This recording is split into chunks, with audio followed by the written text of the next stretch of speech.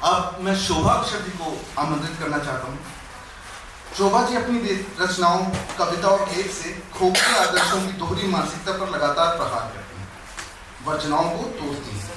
वर्तमान में शोभा अक्षर बहुचर्चित हिंदी पत्रिका हंस में सहायक संपादक के पद पर कार्यरत हैं। इनकी कविता नाक, जो कि चाइल्ड अब्यूज पर आधारित है, अब तक भारत की 8 भाषाओं और बोलियों में अनुवादित हो चुकी है। आपको प्रख्यात अयोध्या रत्न पुरस्कार से भी सम्मानित किया जा चुका है। इन्होंने सफीरों के नाम का संपादन किया है। किताब मौसम बदलने की आहट कविता संग्रह में भी इनकी कविताएं प्रकाशित हुई हैं। स्त्री विमर्श को लेकर इनकी कविताएं अद्भुत हैं। शोभा अक्षर।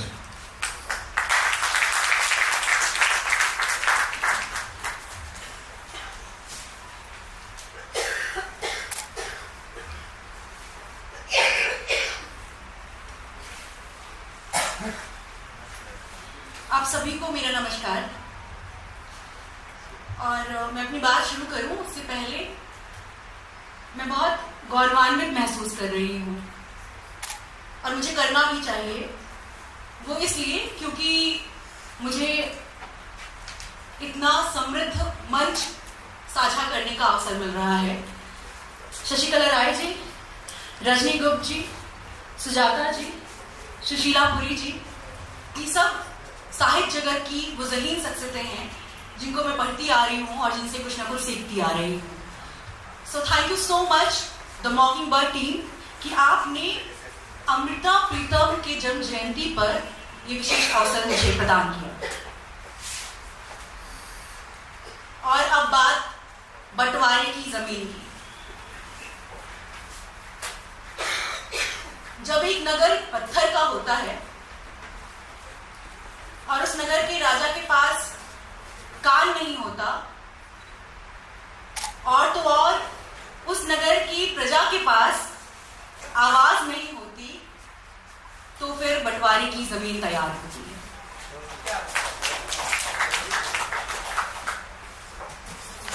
अमृता प्रीतम के ताल्लुक से अगर मैं कहूं तो यह बंटवारा महज जमीन का बंटवारा नहीं था।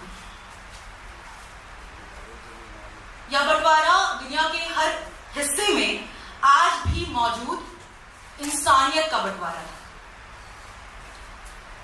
जिसकी चीख और दर्द हम सब वारिशानों में पढ़ते आ रहे हैं, सुनते आ रहे हैं। पिंजर उपन्यास में स्त्रियों के साथ जो दर्दनाक हौलनाक त्रासदियां होती हैं, उस बंटवारे के परिपेश में, कहीं परिदृश्य में, वो सब हम पढ़ते आ रहे हैं। तमाम उनकी अन्य रचनाओं में इस चीख को हम लगातार सुनते हैं, पढ़ते हैं। लेकिन जिस बंटवारे की मैं बात कर रही हूं, वो बंटवारा महज 2 जमीन के टुकड़ों का बंटवारा नहीं है। अमृता प्रीतम जलियांवाला बाग के बारे में भी बात करती हैं, जहां इंसानियत को गोलियों से छेद दिया गया है। वो साइबेरिया की बात करती हैं, जिसकी जमीन पर चीखों के टुकड़े बर्फ में आज भी जमे हैं। वो उस कॉन्सेंट्रेशन कैंप की भी बात करती हैं, जहां इंसानी मांस की गंध भट्टियों की राख में सोई। अमृता प्रीतम उस कराहू युवाज की भी बात करती हैं, जिसकी कुल आबादी एक पत्थर के बुत में सिमटी।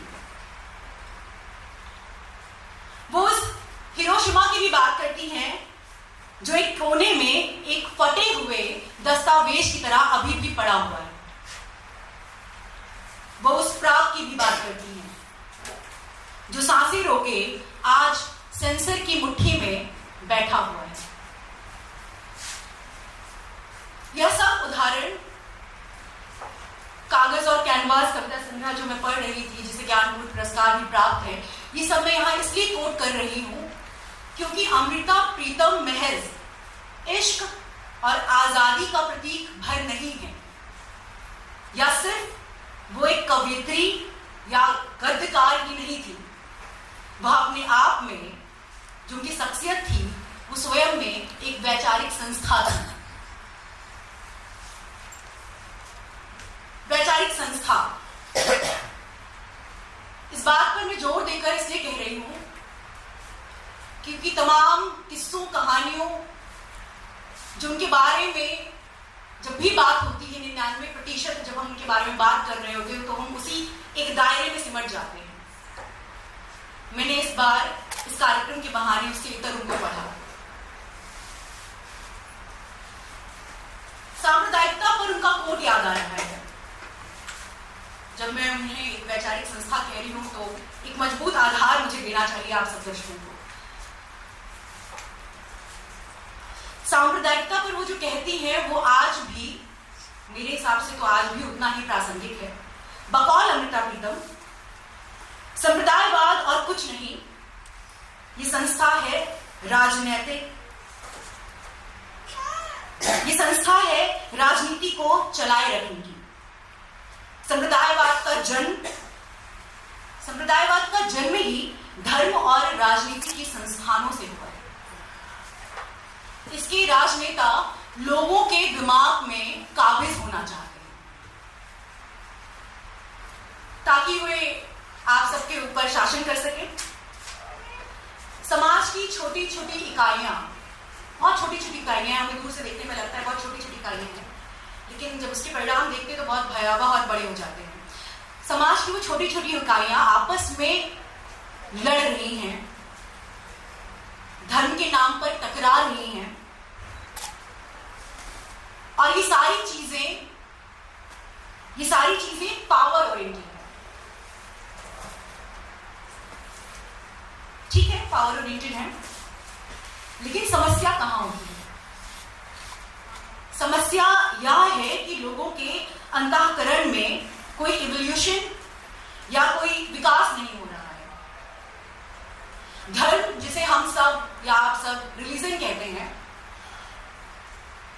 उसे राजनीति ने एक संस्था बना दिया है। इसलिए तनाव बढ़ता चला जा रहा है, तनाव लगातार बढ़ता चला जा रहा है, और तनाव बढ़ने की वजह से आपस में लोग टकराते हैं, और जब इंतहा हो जाती है, स्थिति बद से बदतर हो जाती है, तो उसी तनाव में लोग हिंसक भी हो जाते हैं। अमृता प्रीतम का मानना है कि आध्यात्म का हिंसा से कोई सरोकार नहीं है, और हो भी नहीं सकता। तो हो क्या रहा है कि हम सब अध्यात्म के बारे में जिस छलावे में हैं, उसमें अध्यात्म को जानने के बजाय संस्थागत धर्म में अपने आप को स्वाहा कर रहे हैं। ये बकौल अमृता प्रीतम संप्रदायवाद की परिभाषा थी उनके अकॉर्डिंग। अब आप देखिए कि तमाम मेरे पास उदाहरण हैं जहां पर वो गंभीर विषयों पर अपनी अभिव्यक्ति को पूरी जिम्मेदारी के साथ रखती हैं। अभिव्यक्ति शब्द आया तो मैं यह जोड़ना चाहती हूं कि साहित्य में जब जब अभिव्यक्ति को लेकर नई नई क्रांतियां हुई, level A, level B, level C, महिला लेखन में एक अलग अभिव्यक्ति क्रांतियां चल रही होती है। आई डोंट नो कि हमने कब चाइल्ड अब्यूज के बारे में पहले बात करना शुरू किया, सेक्सुअल ओरिएंटेशन के बारे में कब सबसे पहले बात करना शुरू किया। वो एक स्तर के बाद आता गया। तो जब जब अभिव्यक्ति के बारे में नई नई क्रांतियां आई, तब तब महिला लेखन में जो शख्सियतें उभरी, हमारी ओर से अमृता प्रीतम सबसे प्रमुख आवाज थी।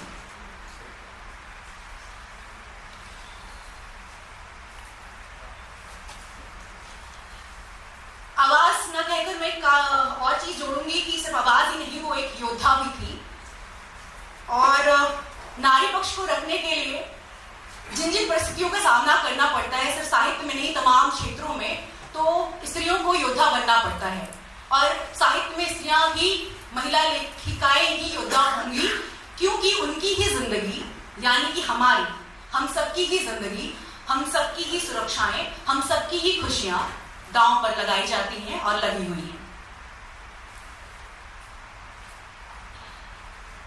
सदियों से जो एक चुप्पी थी अमृता प्रीतम उस चुप्पी को एड्रेस करती हैं क्योंकि वो उसके परिणाम जानती हैं। उन्होंने पंजाबी में एक कविता लिखी, चुप्पी दी साजिश। हिंदी में उसका अनुवाद हुआ चुप्पी की साजिश, और अब सबके सामने वो 4-5 पंक्तियों में हिंदी में रखना चाहती हूँ। रात ऊँघ रही है, रात ऊँघ रही है, किसी ने इंसान की छाती में सेंध लगाई है। हर चोरी से भयानक यह सपनों की चोरी है। चोरी के निशान हर देश के, हर शहर की, हर सड़क पर बैठे हैं, पर कोई आंख देखती नहीं, चौंकती नहीं। सिर्फ एक कुत्ते की तरह एक जंजीर से बंधी किसी वक्त किसी की कोई नज्म भौंकती है।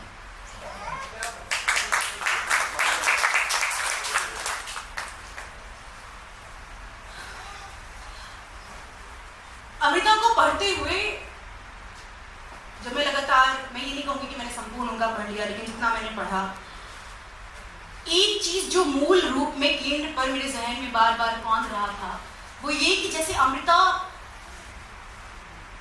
जो कह रही है वो ये अपनी बात, आपको पता है वो ऐसी कवित्री जिन्होंने अपने नाम की शीर्षक से भी कविता लिखी है, जहां पर वो कहती है कि सिगरेट की धुआं को जैसे झाड़ती हूँ वैसे अपने दुखों को भी झाड़ा है, अपने आप को झाड़ा, इस तरह से उनकी बात है। और शराब की बात करती, तमाम और अभिव्यक्तियां वो करती हैं। अपनी यात्रा के बारे में, प्यास की यात्रा के बारे में कहती हैं, तो गंगा जल से वोदका तक की यात्रा की बात करती हैं। खैर ये अलग मसला है। जहां जो मैं अभी बात कर रही हूँ वो ये बात कर रही हूँ कि जो मूल में मेरे जहन में कौंधता है वो ये कि स्त्रियोचित और पुरुषोचित कार्यों के बीच के अंतर के विवेक को हम अभी पार नहीं पाए हैं। मुझे नहीं लगता कि हम शायद इस पर खुलकर बात भी करते हैं। ये काम स्त्रियों के हैं, ये काम पुरुषों के हैं, और इसके साथ उन सारे कामों के नेपथ्य में रूढ़िवादी अवधारणाओं को जोड़कर उसको समाज का एक जरूरी हिस्सा बना देना, इसे मैं एक साजिश की तरह ही देखती हूँ, जैसे अमृता प्रीतम भी देखती थी।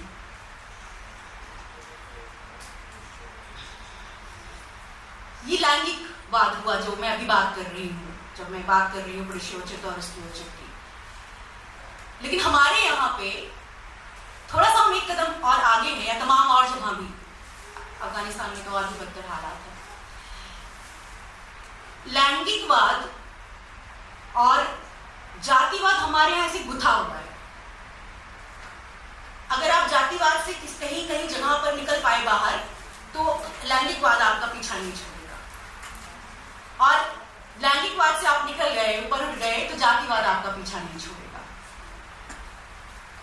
और यही कारण है कि हमें लिंग, नस्ल, जाति, इन तीनों को एक साथ उखाड़ने की जरूरत है, ना कि एक एक करके, क्योंकि ये तीनों एक ही चीज है और आपस में जुड़ी हुई हैं। अब मैं जब बता रही थी कि रूढ़िवादी, मैं ज्यादा समय नहीं लूंगी, 2 मिनट की और बात है, जब मैं बात कर रही थी कि रूढ़िवादी अवधारणाओं को थोप कर अमानवीय चीजों को हमारे लिए नीति बना दी गई, पॉलिसी बना दी गई, तो अब मैं बताना चाहती हूँ अमृता प्रीतम का एक किस्सा कि उनकी नजरिए से मानवीयता क्या है, मानवीय क्या है। मेरे एक दोस्त है नीलांशु रंजन, मैंने कुछ दिनों पहले उनसे कहा कि अपना संस्मरण भेज दीजिए जो आपने अमृता प्रीतम पर लिखा था, मैं उसको पढ़ना चाहती हूँ, और साक्षात्कार भी। बहरहाल उन्होंने संस्मरण भेजा। एक छोटा सा किस्सा है जहां से मुझे समझ में आया कि अमृता प्रीतम का जो जिसको वो बार बार मानवीय कह रही है, क्या मानवीय है उनके लिए, तो वो छोटे से किस्से से मुझे याद आया। नीलांशु रंजन जी अमृता प्रीतम से पूछते हैं साक्षात्कार के दौरान कि आप खुद को क्या मानती हैं, कवित्री क्या बेहतर मानती हैं, कवित्री या कहानीकार। अमृता प्रीतम मुस्कुराती हैं और कहती है मैं खुद को कुछ नहीं मानती, और तुरंत वो खलील जिब्रान की एक कविता कोट कर देती है। वो कविता है, मैं एक पके हुए फल की तरह हूं, मैं एक पके हुए फल बल की तरह हूं और अपने ही भार से झुक रहा हूं, कोई आए और मुझे तोड़ दे। क्योंकि जो विषय है बंटवारे की जमीन पर, तो मैंने कहा बंटवारा सिर्फ वो जो है, जो त्रासदी है, वही नहीं है, और उसके साथ तमाम चीजें समानांतर चल रही थी, अनगनत चीजें समानांतर चल रही थी। आज भी एक बड़ा वर्ग है जो खूबसूरत और युवा स्त्री को तो बर्दाश्त करती है, उसके सारी तमाम चीजों को बर्दाश्त करने लायक तो है, वो बन चुकी है, स्वाभाविक तौर पर बर्दाश्त करती है, लेकिन यही समाज एक टैलेंटेड स्त्री को बर्दाश्त नहीं कर पाती है। और बार बार मैं अमृता प्रीतम के बारे में ये तमाम चीजें उदाहरण इसलिए दे रही हूँ कि बार बार हम ले आते हैं तमाम उनके जीवन प्रसंगों को और बता देते हैं वो तो बड़ी खूबसूरत थी, वो तो बड़ी कोमल थी। नहीं, as I said earlier, she was an institution herself. क्योंकि उनका अगर वो ऐसा होता तो उनका दुख सिर्फ अपना होता, उनका दुख अपना दुख उनका दुख रहा ही नहीं, दूसरों का दुख या सबका दुख उनका अपना दुख हो गया, जो कवि मन होता है, जिसे नरेश हमारे बीच बैठे हैं। तो एक बेजोड़ कविता है, इसके बाद एक बात और कहूंगी, उसके बाद अपना वक्तव्य समाप्त करूंगी। इस कविता का शीर्षक बड़ा अद्भुत लगा मुझे। मैं जितनी कविता संग्रहों के पढ़ रही थी उसमें दो कविताओं का शीर्षक मुझे अच्छा लगा। एक शीर्षक था उल्टा, यानी शीर्ष आसन किया हुआ प्रश्न चिन्ह, और एक ये जो मैं अभी कोट करने जा रही हूँ उसका शीर्षक है सीधा प्रश्न चिन्ह। ऐसे प्रश्न चिन्ह बना हुआ है शीर्षक में। धरती अति सुंदर किताब, धरती अति सुंदर किताब, चांद सूरज की जिल्द वाली, पर खुदाया या दुख, भूख, सहम और गुलामी या तेरी इबारत है या प्रूफ की गलतियां हैं। तो उनका जो पर्सोना है वो किसी खांचे से बहुत पार है, और जरूरत है कि इंडिविजुअल अमृता प्रीतम की इंटेलेक्चुअलिटी को कोट करने की, लगातार तमाम उनके रचनाओं में उनके जो जीवन के निर्णय रहे, व्यक्तिगत जीवन के निर्णय, वहां पर उनको बार बार समझने की। अब आखिरी में जिस चीज से ये बात शुरू हुई, बंटवारे की जमीन पर मुकम्मल औरत का तस्वीर, मुझे नहीं पता कि मुकम्मल औरत, एक औरत मुकम्मल कब होती है, मुझे नहीं पता, पर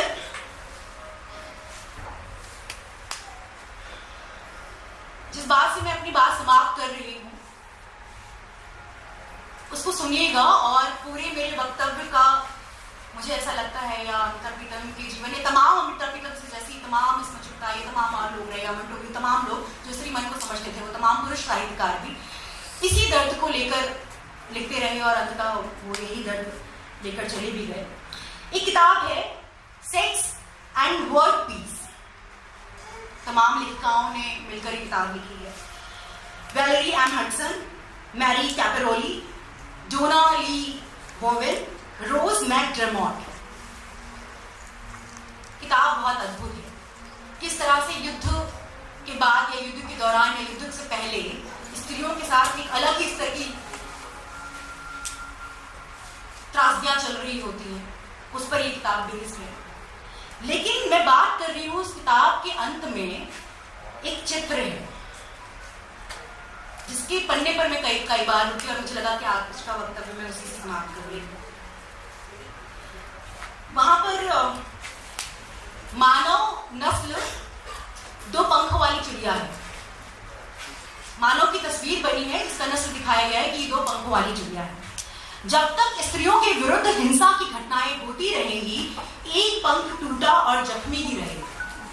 जब वह पंख घाव भरने के बाद अपनी प्राकृतिक मजबूती प्राप्त कर लेगा, तभी हम मनुष्यों के रूप में उड़ान भर पाएंगे, और तभी हम सब ऊंचाइयों को छू पाएंगे।